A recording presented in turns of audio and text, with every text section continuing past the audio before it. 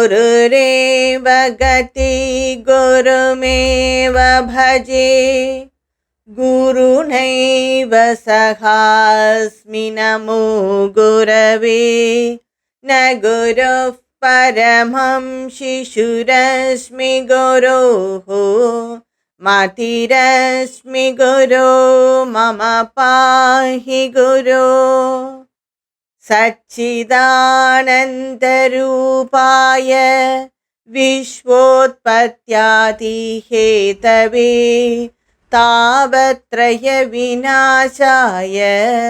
श्रीकृष्णाय वयं नमः।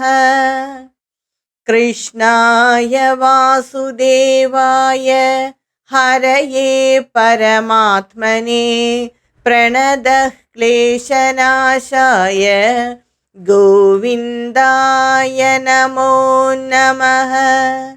यं प्रव्रजन्तमनुपेदमभेदकृत्यं द्वैपायनो विरहकादर आजुहाव पुत्रेति तन्मयतया तरमोऽभिनेदुस्तं सर्वभूतहृदयं मुनिमानतोऽस्मि।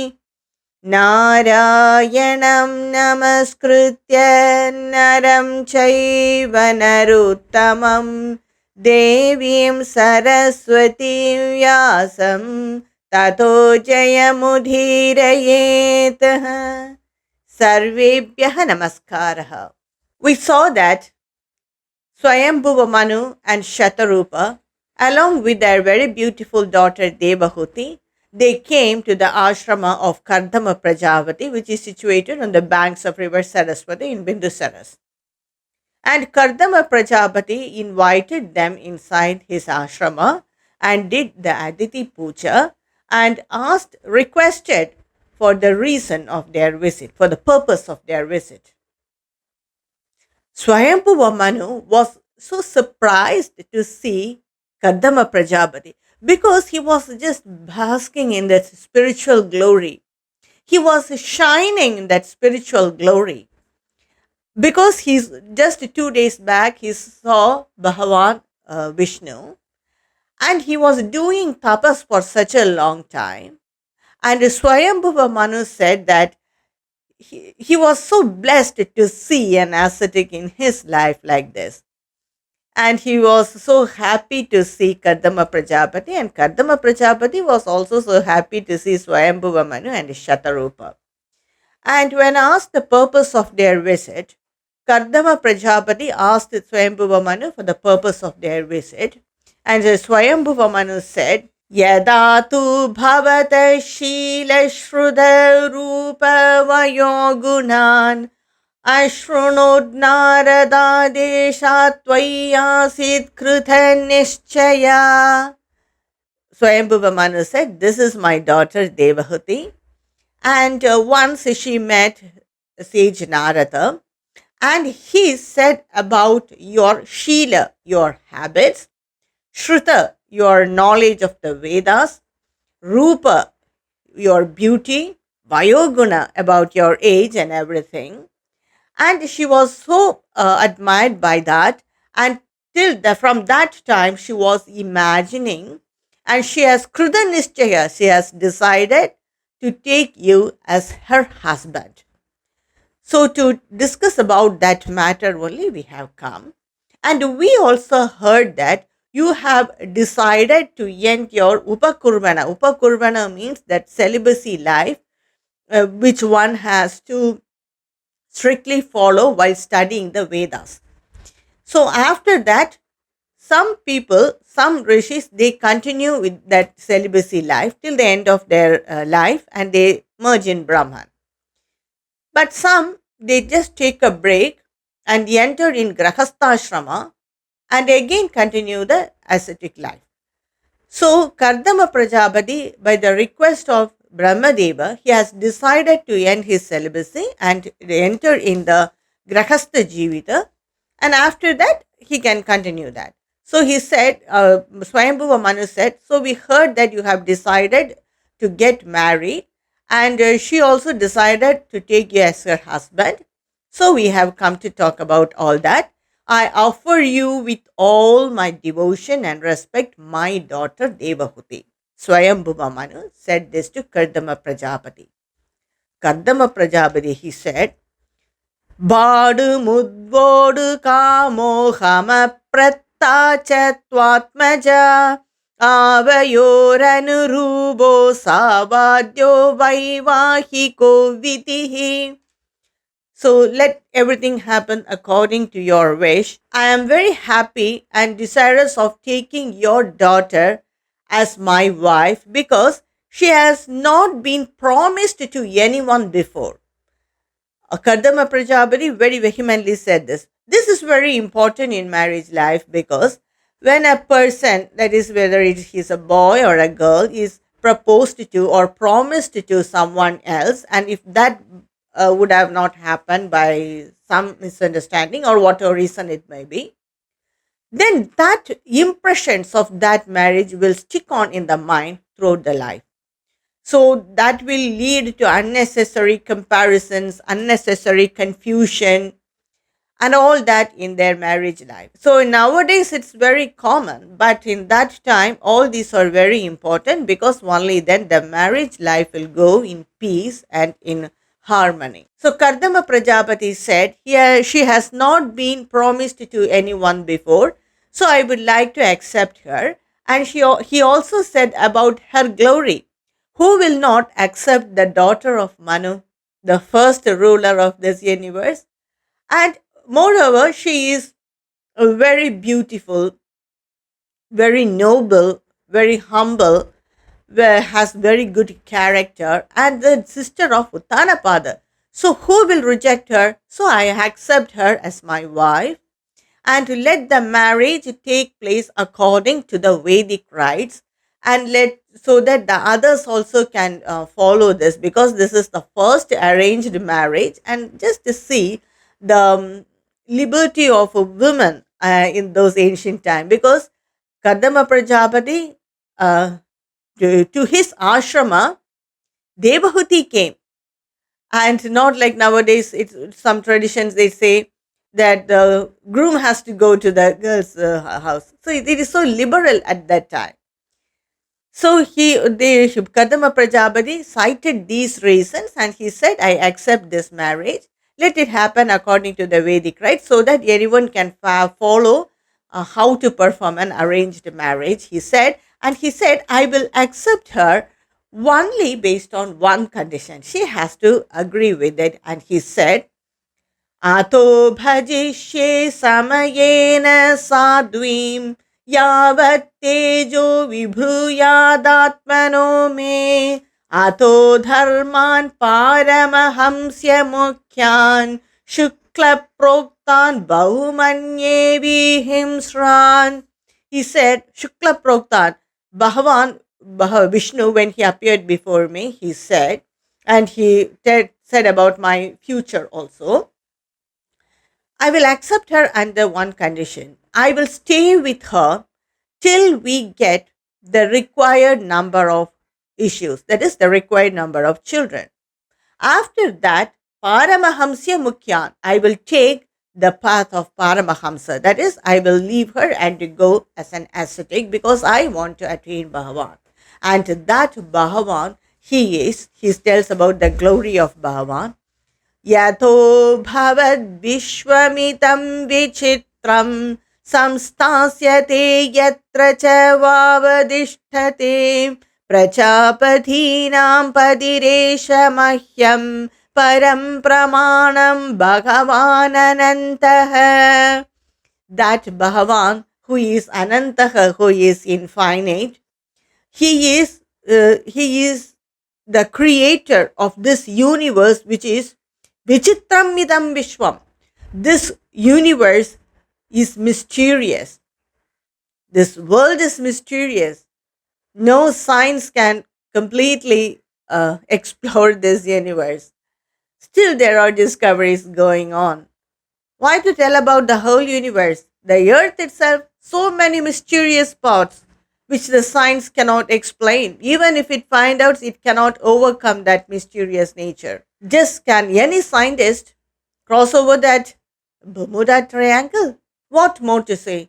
Can anyone exactly find out when a storm or when a flood will come? So, science cannot go beyond a limit because the universe is infinite, vast, full of mysteries. Some we have found out, but what we cannot find, we tell that as miracle. So, this universe is completely mysterious, and that universe, Abhavat, it came from, emerged from Bhagavan. It is sustained by Bhagavan, and in the end, samstasyati, it will be merged in Bhagavan. So, that Bhagavan I want to attain, and I Mahyam Param Pramanam, I want to attain that Bhagavan. He is the Prajapatim Nam Patihi, Prajapati Nam Patihi. He is the Lord of all the Prajapatis. So, in the end, I want to attain Bhagavan. So, I will take the Paramahamsa way and leave home. And so, he have to accept that Kardama Prajapati laid this condition to Devahuti and her parents. And Swayambhuva Manu and Shatarupa as well as Devahuti, they agreed to this condition because anyway at the old age all the people they go to that ascetic way of life in those ancient times. It is not like that now. People go to the old age homes, but then all the people they take sannyasa and they merge in Brahman because there was Krita Yuga, Satya Yuga, not Kali Yuga, and they accepted to the condition of Kardama Prajapati, and immediately the marriage took place. Kardama Prajapati and Devahuti were rightly wedded according to the Vedic rites. There were only very few people, only the very close relatives who were standing there. Not like today's marriages, so extravagant, and the whole roads will be blocked near the mandapa. They call 5,000, 10,000 people, and I really doubt how many people come there to bless. Or many people come there to take selfies and photos. Or otherwise, they cannot reject or ignore that invitation, so they come. I feel that. Because so many people, how can they go and bless someone?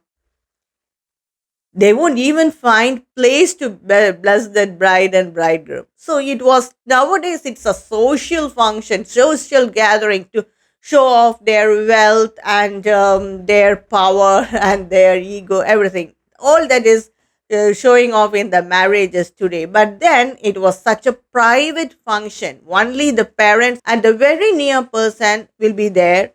Not even distant relatives will be there. Very close. Even before 50 years or so, it was like that. But now it has become such a social function, a social gathering. As I said, when that mandapa is there on a road, no one can cross that mandapa because it will be traffic block. So, but then it was not like that. And Swayambhuva Manu and Shatarupa, they gave their very beautiful and affectionate daughter Devahuti to Kardama Prajapati, and Kardama Prajapati and Devahuti were rightly wedded according to the Vedic rites.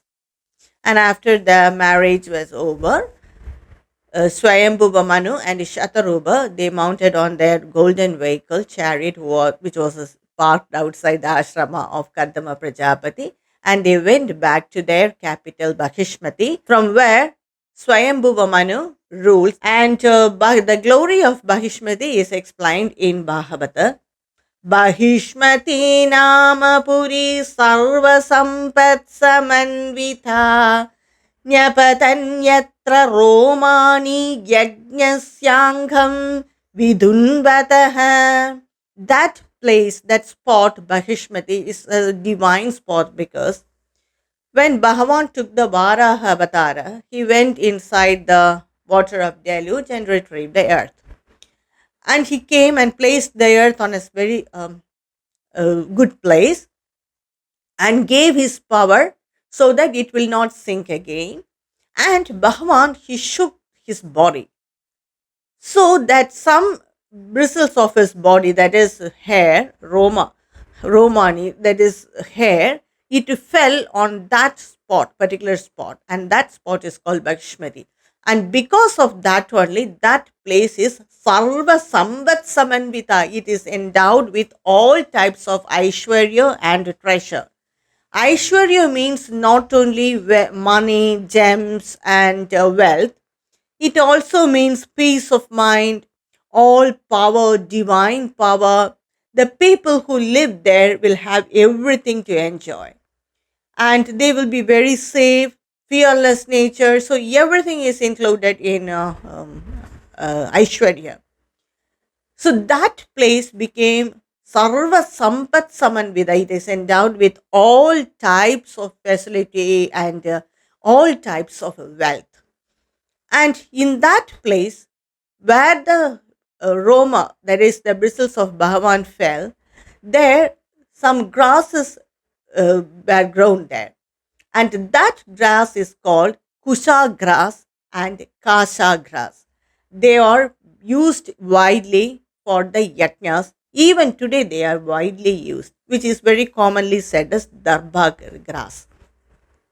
And Manu, he built his sacrificial altar with these grasses and worshipped Bhagavan. Even now, it many people will say, and many people follow that if we keep a bunch of Darbha grass or the Kusha grass near us, or when we sleep, then it will ward off all types of negative energies. Negative energies also include our negative thoughts. Even from that ancient time, the rishis, they used this grass to ward off any type of negative energy which obstructs their yajna or who that disturb him, even the ashuras. So powerful is that Kusha and Kasha grass, and because that is the Roma of Bhagavan, it is the hair of Bhagavan, and it took this shape. So that is the place called Bhakishmati. And from that place only, Swayambhuva Manu ruled, and he ruled for 71 Chaturyugas. That is the life period of one Manu. And he ruled for that entire time. 71 Chaturyugas means 71 into 4. One can calculate such a number of long time. He ruled there, and he ruled the earth because he was the first ruler of this universe, and he ruled his subjects with care, affection, and completely devoted work. And back in the ashrama, Devahuti, she served her husband with love and respect. She served her husband without any pride that she is the daughter of a Manu, without any ostentation that she is from a wealthy family. Why should I do this all work? Without that feeling, she served her husband without any annoyance, greed, or selfish. She completely forgot herself, and she served him. Completely forgot her health, her needs, or anything, and with devotion, she served him. And in that process, she lost her health, and she also followed rigid vows, and she also had that matted hair and all because she didn't take care of her body or anything. One day, Kardama Prajapati noticed all this, and he asked her, "You are serving me with complete devotion and not taking care of your own health. This health is very important for any living being because without this health, we cannot do any karma. So, this health is important. At the same time, this body is not all. It is the mind and the buddhi that is to be taken more care than the body. But we also need to take care of the body because without this body, we cannot do any karma." And Kardama Prajapati was so surprised and satisfied to see his wife serving him without taking care of her own body. And he said, "Ye me swadharma niradasya tapas samadhi vidyatma yoga vijita bhagavat prasadaha तानेव ते मदनुसेवनया वरुद्धान् दृष्टिं प्रपश्य वितराम्य भयानशोकान्. He said that you have done perfect service to me and you were helping me in all ways, and because of that you were in the backstage, and only because of that I was able to do all this spiritual practices by doing the tapas, that is austerities, severe austerities, samadhi, by the vidya, by the study of the scriptures, yoga, and many divine services. I have attained some uh, indestructible, imperishable spiritual powers. And I will transfer all that to you, Devahuti, because you have served me with complete satisfaction. And you deserve it because you have lived a life of dharma. Even when you have the spiritual power, if we do not live the life of dharma, we will not realize it or we cannot use it. But Devahuti has lived a life of dharma. So Kardama Rishi, he said, I will pass on all the spiritual glories to you and I will bless you so that you will experience all that spiritual glory. He said this to Devahuti. Devahuti was so happy because her husband was satisfied with what she did. This is very important. Contentment. Even when we give a lot to others, they may not be content and they always go on fault finding. You did this, but if you have done this like this, then it would have been better. They find a fault. It's really a blessing to live with a person who is content. And Kardama Prajapati, since he is a rishi, he was a content person and he recognized all the services done by his wife and he accepted it and satisfied. And she was happy because her husband realized all the work and service she has done to him. And she was also happy that she got so many spiritual glories, spiritual powers.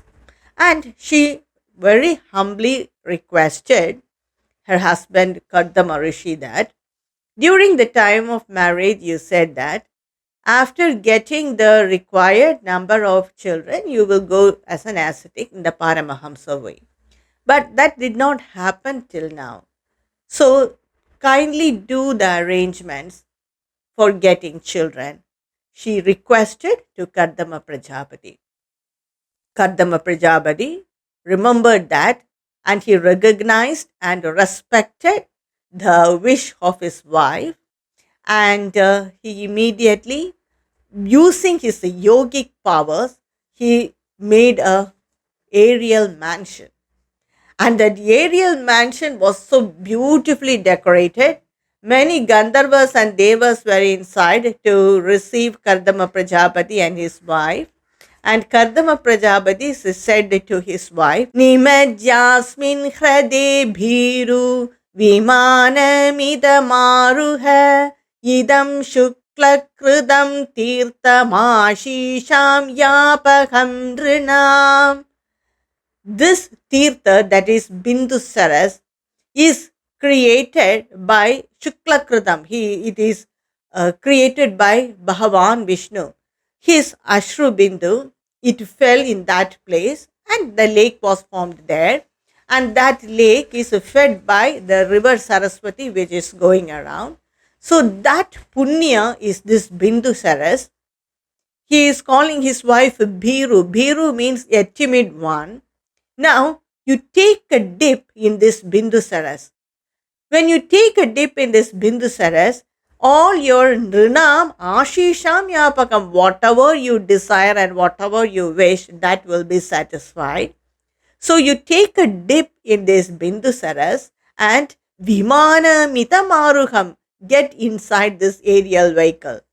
Kardama Prajapati asked his wife Devahuti. Devahuti immediately took a dip in Bindusaras And when she took a dip in Bindusaras, everything changed. Even her form changed. She became beautiful like before, and all that matted hair, it went off. She had very beautiful shining hair, completely covered with ornaments. All this because of the power of Bindusaras. And there were many Apsara girls to help her change her form like this. She was beautifully dressed with all ornaments and she came outside. And she was so surprised to see that Kardama Prajapati also became very beautiful. He was also dressed with beautiful clothes, ornaments, and they both, worshipping Bhagavan, entered in the aerial mansion. And that aerial mansion is the one which will travel to any place according to their thoughts, just like the Pushpaka Vibhana of Ravana. So Kardama Prajapati wanted to make Devahuti see this entire universe. It can go to different spheres also because it is created by the yogic power. Kardama Prajapati showed her the seven continents, the different spheres of this creation, everything. And after some time, they came and landed before the ashrama. For some time, they lived in the ashrama. Whenever they want, they lived in the aerial mansion. It will take them to any place, just like how we park our car outside. So it was just like that. And like this, 100 years passed on. And it was just like few minutes passed down because all was done by the yogic power. And they both entered the grahasta life and they had 9 daughters, and they were so happy to see their children. So one should remember that this story is an allegory to make one understand that by the wish of Bhagavan, or when we worship Bhagavan, our life will become so fruitful, happy, and filled with pleasure and happiness. So the spiritual power, when one attains, we can use it in any way. We can use it in our materialistic life as well as to attain more and more spiritual powers. And Devahuti used her spiritual power to get children and enjoy the materialistic life. So one day, Kardama Prajapati said to his wife Devahuti about his interest, and he said that it's time for me to leave this ashrama. And Devahuti said, Sarvam tad bhagavan mahyam ubhovaha pratishrutam athapi me prapannaya abhayam datumarhasi. You have satisfied all my needs and wishes, Bhagavan. I do not have any complaint in it. But athapi prapannayami, I surrender to you. Abhayam datu marhasi, please give me refuge. And she expressed her mind. We have 9 daughters. So I want all of them to get married. I cannot do that alone. And moreover, I did not use you to attain Atma Vidya. You had so many yogic powers and you are a good teacher. But I did not use that to attain Atma Vidya. You gave me so much spiritual powers, but I used it all for materialistic life. I did not use it to attain Atma Vidya. That's why when we worship Bhagavan, when we do perform yajna, definitely we will get many spiritual powers or spiritual insights or divine insights or something like that. But we all use it to attain materialistic benefits. That is good, but that is temporary. But when we use that spiritual power to attain Atma Vidya, then that is something permanent. But Devahuti used it for materialistic desires and now she regrets for it. She said to her husband, if you go now, who will search for husband for our daughters? So how will they get married and continue this line? And also, I want Atma Vidya, someone to instruct Atma Vidya. So I need a competent son for all this. And she said, even though I lived with you so long, served you in so many ways, and you are a very good teacher.